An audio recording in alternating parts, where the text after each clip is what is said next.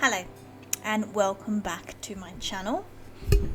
So this is another speed paint. Unfortunately I wanted to do a traditional art piece this week, but I didn't realise how busy I was going to be with, it's basically my little daughter's birthday, so I've been so preoccupied with that stuff, of course. So yeah, this was something I'm really excited to show you anyway. This was something I'd done on Sunday and I'm really excited to show you. So this is a original character design concept, that's a big word, of a character called the Bunny.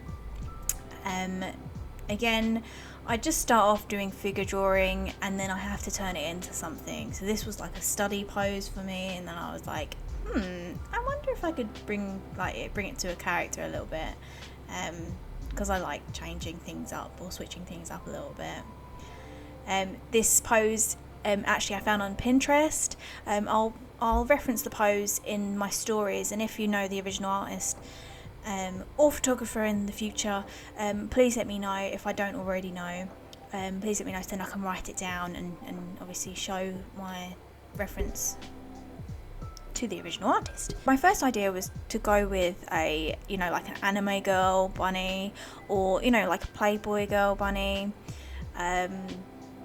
And I thought this design was just a little bit too boring for me. Not that those things are boring, because they're obviously not, but I just felt as if I could just push the character a little bit further. I mean, I was thinking that she was at a party and she was bored and she was like texting her friends on her phone and going, come on, let's go, I'm bored. Like, that's how I was envisioning this character at the start. And then it turned into that sort of like cyberpunk-ish feel. Which I'm more and happy in doing, because I really like drawing like an anti-hero, which I think that's what she is. I think she's more of an anti-hero and a villain than she is a hero, hence why she likes exploding things all the time. So as you can see, I'm just obviously drawing in like some different ideas. I mean, this is how I always draw. I go with something and then I'm like, no, I don't like that, I'm going to change it.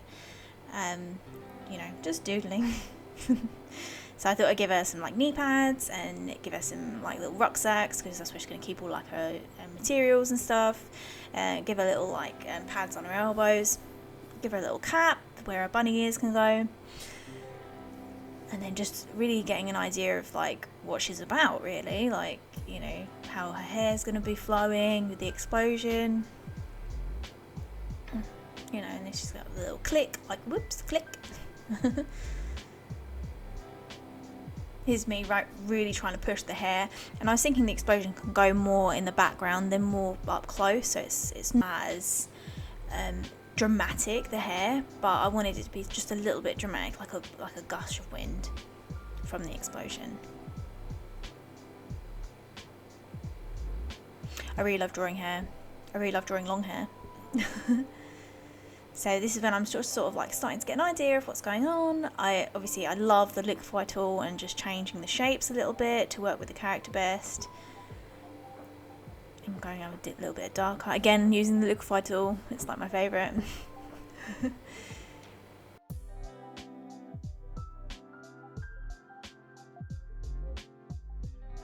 And here I am just getting back to the basic form, because I wanted to put on Instagram how basic the form was at first and then what I've come up with. Okay, so line art. Line art is one of my favourite things to do. I know it's an artist's pet peeve, but it's one of my absolute favourites, especially after learning the little trick that I'm going to tell you. I learnt this from one of my Procreate books, and basically if you put your line art on a multiply layer, it's really, really freaking helpful. So whatever background or whatever skin tone or costume color that you put onto your character, it blends with that color but makes it a little bit darker. So I've always struggled with trying to find the right line art color, and sometimes it's too dark, and I know that you shouldn't really go too dark with your line art or too pigmented. But with multiply, it picks that colour up and then just makes it just a tiny bit darker. So yeah, I really rate putting your line art on multiply. It's very, very helpful.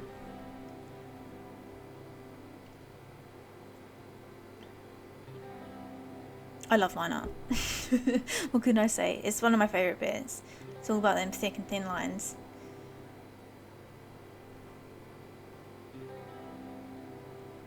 It takes a while. Like, this took me all morning. Like, all morning to do. But I have fun.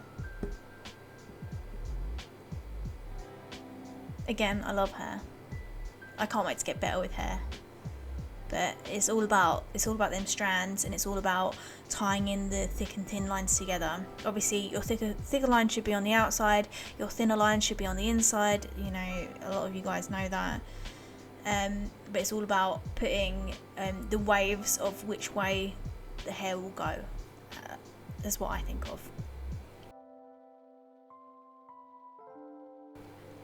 Right, finally, so grayscaling. So this is obviously just laying down that flat colour, learning how dark things are going to go. Obviously I picked a lighter skin tone, slightly darker hair, darker costume, especially her like bunny outfit, like leotard. It's going to be the darkest out of them all, along with the pockets. And then again with the multiply tool, I'm going over in the shading. So obviously this is all underneath my line art layer, and I'm going over, I'm just picking the colours from the flats and then just going over in the multiplier layer in the shading. So obviously I love cell shading and a bit of blending. Cell shading is like one of my favourite shadings to do because I love that harsh line that it gives. But then I sometimes, when you blend your shading, that it really makes that harsh line pop, in my experience. But yeah, shading is also one of my favourite parts of the whole drawing because it really makes the character pop, and yeah, it really brings it to life, I think. So yeah, do your shading.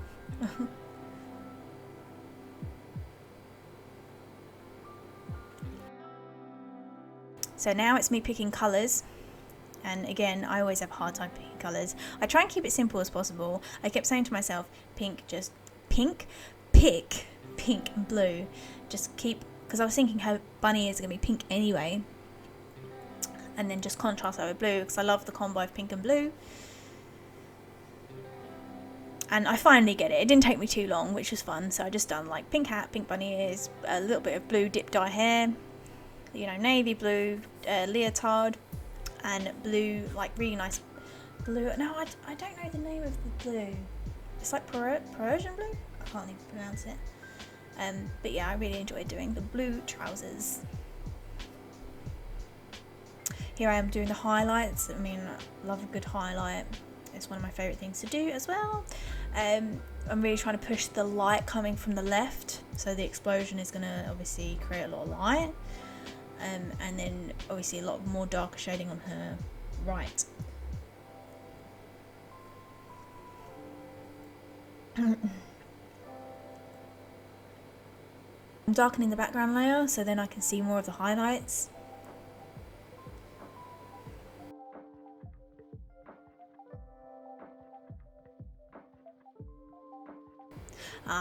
And this is one of my favourite parts at the end, or towards the end, is to go over in a multiply layer in a sort of like a pinky grey, and it's really to bring that in, the fact that the light is coming from her left and then the hard dark shadows are on her right.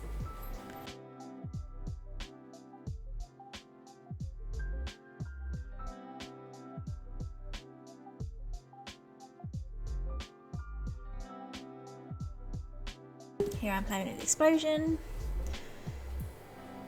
It was really fun doing this.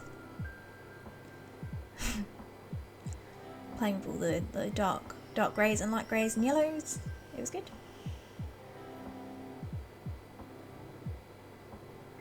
And then just obviously, I hate doing backgrounds, but it's good to add a tiny little background to your character sometimes. It really makes you feel in some sort of like world that they're in. But yeah, this is me playing around a little bit more, but we're at the end now, so I really hope you enjoyed this speed paint. Maybe you can come up with a better name than the bunny. The bomb bunny, I don't know. I'm terrible with names. But yeah, I hope you enjoyed this speed paint. I hope I taught you just a little something. I mean, I'm not a very good teacher, but I hope I taught you something. And yeah, catch you next week. Bye.